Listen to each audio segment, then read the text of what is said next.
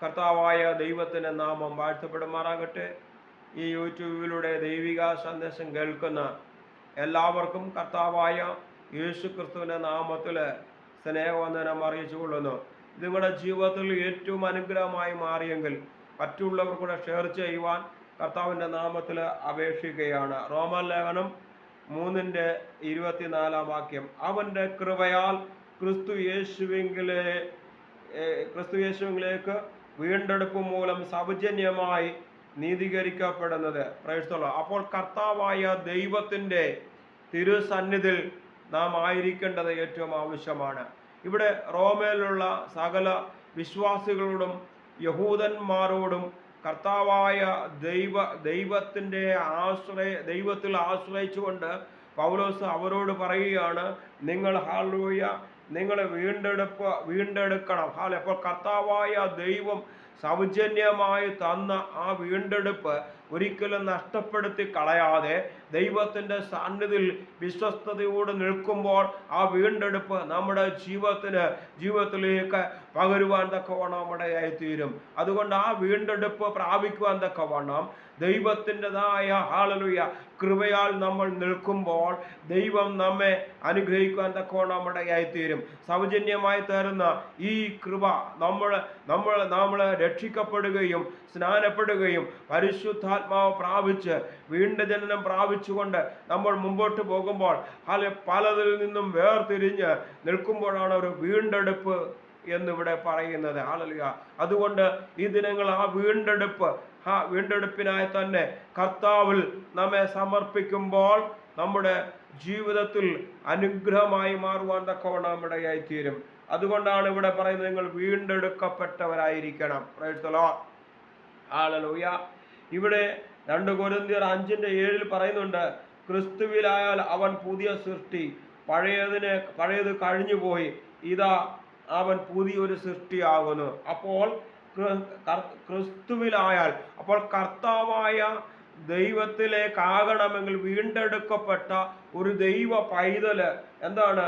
ക്രിസ്തുവിലാകുമ്പോൾ തന്നെ അവൻ്റെ ജീവിതത്തിനകത്തുള്ള പഴയ മനുഷ്യൻ അവൻ്റെ ജീവിതത്തിലേക്ക് അത് മാറുവാൻ തക്കവണ്ണം ഇടയായിത്തീരും. Praise the lord. ഹല്ലേലൂയ. മാറുന്നത് പറയുന്നത്, നീ ദൈവത്തിൻ്റെ കൽപ്പനകൾ അനുസരിച്ച് ജീവിക്കുമ്പോൾ, ജലത്തിൽ സ്നാനപ്പെട്ട് കഴിയുമ്പോഴാണ് ആ പഴയ മനുഷ്യൻ നിന്റെ ജീവിതത്തിൽ നിന്ന് മാറുവാൻ തക്കവണ്ണം ഇടയായിത്തീരുന്നത്. അപ്പോൾ നീ ഒരു പുതിയൊരു സൃഷ്ടിയായി മാറുവാൻ തക്കവണ്ണം ഇടയായിത്തീരും. അപ്പോൾ പുതിയ സൃഷ്ടിയാകുന്നെങ്കിൽ അത് ക്രിസ്തുവിലൂടെ മാത്രമേ അത് നടക്കുകയുള്ളൂ.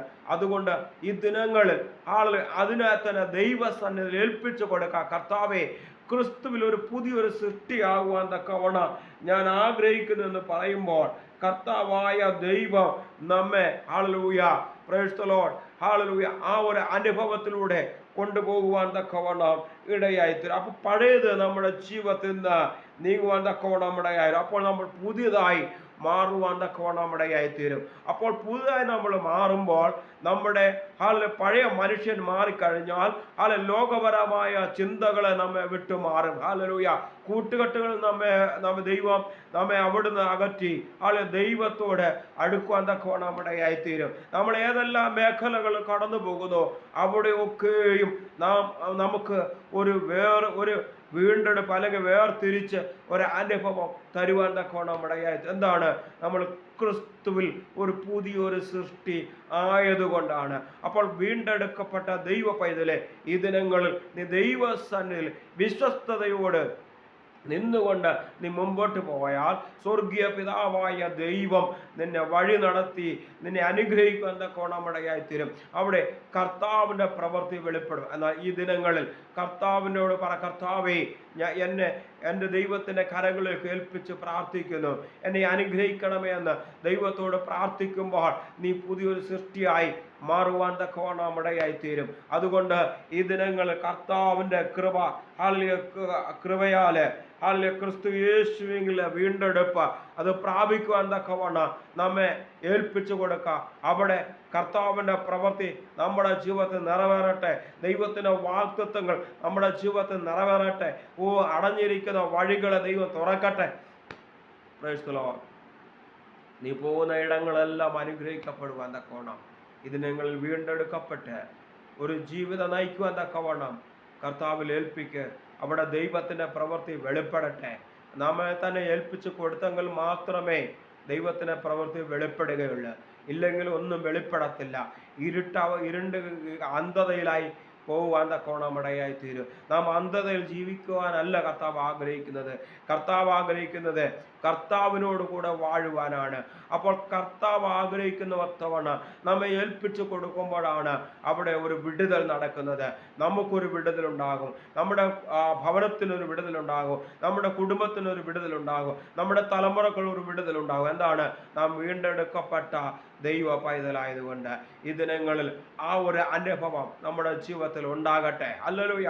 ആ അനുഭവം നമ്മുടെ ജീവിതത്തിൽ ഉണ്ടെങ്കിൽ സ്വർഗീയ പിതാവായ ദൈവം എപ്പോഴും നമ്മുടെ കൂടെ ഇരിക്കുവാൻ തക്കവണ്ണം ഇടയായിത്തീരും. അതുകൊണ്ട് ഈ ദിനങ്ങൾ ആ ഒരു അനുഭവത്തിലൂടെ മുന്നോട്ട് പോകുവാൻ കർത്താവേ എന്നെ നടത്തണമേ എന്ന് ദൈവത്തോട് പ്രാർത്ഥിക്കുമ്പോൾ ഹല്ലേലൂയ ദൈവത്തിൻ്റെതായ കൃപ നമ്മുടെ മേൽ പകരുവാനിടയായിത്തീരും.